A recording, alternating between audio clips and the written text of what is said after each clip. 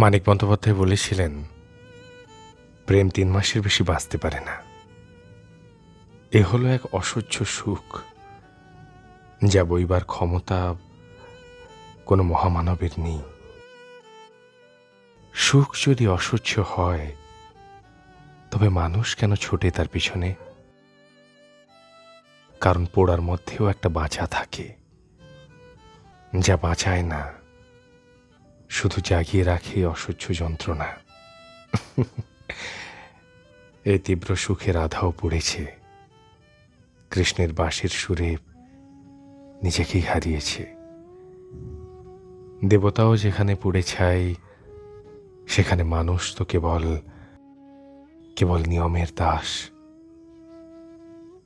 ৩ মাসের বেশি বাঁচে না প্রেম, কারণ আগুন বেশি দিন হাতে ধরা যায় না। তবু মানুষ ধরে, পুড়ে ছাই হলেও বলে, এই পোড়াটাই তো বেঁচে থাকা ছিল। ব্যাস।